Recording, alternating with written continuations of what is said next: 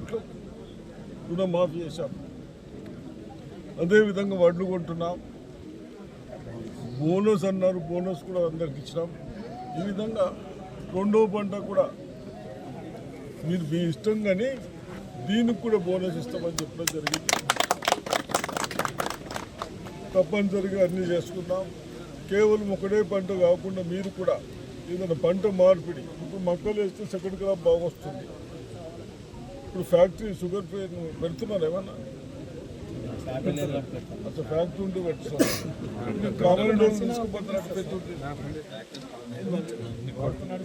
కాబట్టి తప్పనిసరిగా మీరందరూ అనుకుంటే ఫ్యాక్టరీకి కూడా గత ప్రభుత్వాలు నడిచే ఫ్యాక్టరీని బంద్ చేసి దానిపైన లోన్ పెడితే 200 కోట్లు మనం లోన్ కూడా మనం కట్టాం. దాన్ని కూడా మీ అందరి అభిప్రాయాల మేరకు 60 టన్నులు మన అగ్రికల్చర్ ఆఫీసర్ మీకు గ్యారెంటీ ఇస్తే 60 టన్నులు వస్తే 2 లక్షల పంట వస్తే షుగర్ కేన్ పెడతామంటున్నారు. పెడతామంటున్నారు కాబట్టి తప్పనిసరిగా మరి దాన్ని కూడా మీ అందరి అభిప్రాయాలు తీసుకున్నాక తర్వాత ముఖ్యమంత్రి గారి దృష్టికి తీసుకొచ్చి ఆ ఫ్యాక్టరీ నడుస్తుందా, పాతదైందా, షిఫ్ట్ చేయాలా, ఎటు చేయాలా షిఫ్ట్, అవి కూడా మీ అందరు పెట్టమంటే మేము ఇవి కూడా ఆలోచిస్తామని చెప్తూ తప్పనిసరిగా మీరందరూ రైతులు ధైర్యంతో ఉండాలి. అదేవిధంగా స్కూల్లో టీచర్లకు కూడా తప్పనిసరిగా నాకు 75 మార్క్స్ ప్రతి సబ్జెక్టులో 75 మార్కులు తెప్పిస్తామని చెప్పిస్తూ ఉన్నారు కాబట్టి అయినంత మటుకు మీరు గవర్నమెంట్ స్కూల్లోనే మన పిల్లల్ని అడ్మిషన్ చేయాలని కోరుతా ఉన్నాం. ఇక్కడి నుంచి బాగున్నది కాబట్టి ఇబ్బంది అవుతుంది. మేము గ్రామం షిఫ్ట్ చేసుకుంటామని మా దృష్టికి తెచ్చిన తర్వాత ప్రజల అభిప్రాయం మేరకు పెద్ద బ్రిడ్జ్ కట్టడం జరిగింది. బ్రిడ్జ్ కట్టిన తర్వాత గ్రామస్తులందరూ షిఫ్ట్ అయ్యారు. అదేవిధంగా షిఫ్ట్ అయిన గ్రామాలకి అప్పుడు ఇల్లు కానీ, రోడ్స్ కానీ, డ్రైనేజ్ కానీ అన్ని కట్టించడం జరిగింది. ఇప్పుడు కూడా గ్రామ పంచాయతీ లేదంటే గ్రామ పంచాయతీ భవనానికి 20 లక్షలు ఇచ్చాము.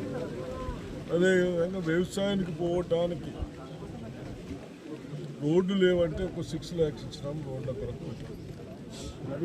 మళ్ళీ అక్కడి నుంచి రోడ్డు లేదు అంటే ఇప్పుడు రెంజల్ నుంచి బ్రహ్మన్పల్లికి వచ్చే రోడ్డు కూడా 20 లక్షలతో ఆ రోడ్డు కూడా ఇప్పుడు స్టార్ట్ వచ్చాం. మీ అందరికీ వ్యవసాయానికి పోవడానికి ఎటువంటి ఇబ్బందులు కాకుండా తప్పనిసరిగా ఇంకా ఏదైనా మిగిలిన ఉంటే ఇప్పుడు ఆ క్యాంప్ వాళ్ళు చెప్తా ఉన్నారు, ఏది దుబ్బతండ కానీ ఇంకెవరు చెప్పిన ఇటువంటి అన్నీ తప్పనిసరిగా రేపు వచ్చే దాంట్లో పెడదాం.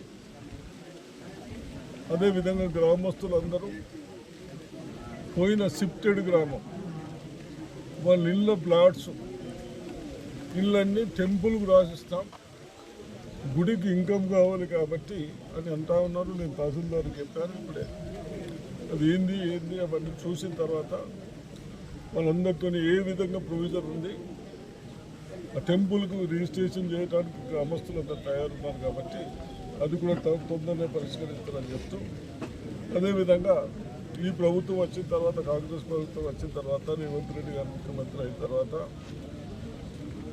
కేవలం 10-11 నెలలనే పార్లమెంట్ ఎలక్షన్ల కొరకు కోడున్న 3 months పోను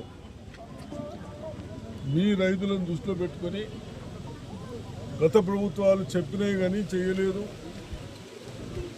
చెయ్యక మన పిల్లల పైన లోన్లు తీసుకొచ్చి ఇంట్రెస్ట్ 6,000 మంత్లీ కట్టవలసి వస్తూ ఉంది. అయినా అవన్నీ కట్టుకుంటూ కూడా మన